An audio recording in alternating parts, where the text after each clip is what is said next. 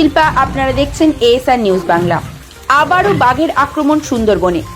এক মৎস্যজীবীকে তুলে নিয়ে গেল বাঘ। নিখোঁজ মৎস্যজীবীর নাম মৃত্যুঞ্জয় সুতার, বয়স 28। মৎস্যজীবীর বাড়ি সুন্দরবন ঝড়খালি কোস্টাল থানার অন্তর্গত 4 নম্বর আশ্রম পাড়ায়। স্থানীয় সূত্রে জানা গিয়েছে, মৃত্যুঞ্জয় সুতার ও তার 3 সঙ্গী সাথীকে নিয়ে বুধবার বাড়ি থেকে বেরিয়েছিলেন সুন্দরবনের জঙ্গলে নদী খাড়িতে মাছ ও কাঁকড়া ধরার জন্য।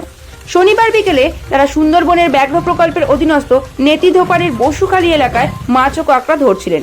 সেই সময় সুন্দরবনের গহীন জঙ্গল থেকে একটি বাঘ মৃত্যুঞ্জয়কে আক্রমণ করার জন্য টার্গেট করতে থাকে।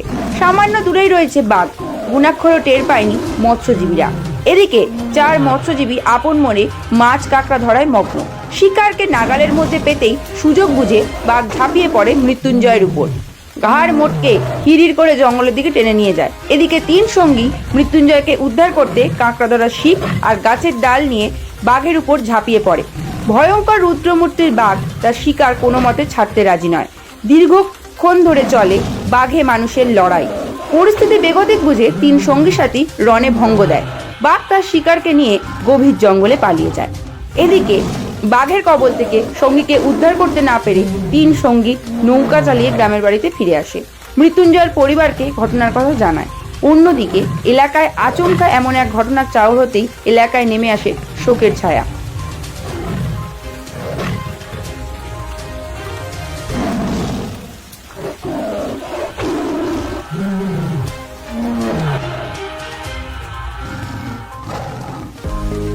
জয়নগরে ইংলিশ মিডিয়াম স্কুল মানেই লিঙ্কন একাডেমি।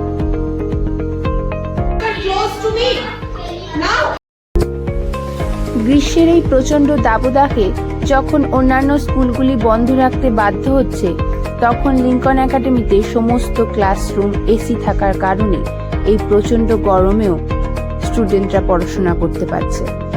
তাদের কাছে প্রচন্ড গরমটা কখনোই বাধা হয়ে দাঁড়াচ্ছে না।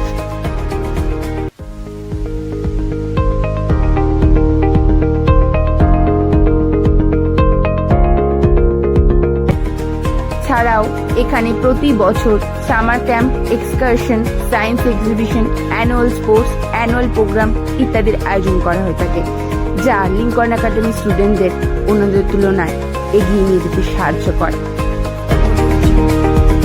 এখানে প্লে গ্রুপে শিশুকে অ্যাডমিশন করিয়ে ক্লাস 10 পর্যন্ত আপনি নিশ্চিন্তে থাকতে পারবেন। এখানে পড়াশোনা করানো হয় সিবিএসই আন্ডার ক্যারিকুলামে। সুতরাং আপনি যদি আপনার শিশুকে ইংলিশ মিডিয়ামে পড়াতে চান, তাহলে লিঙ্কন একাডেমিতে অ্যাডমিশন করতে অবশ্যই ভুলবেন না।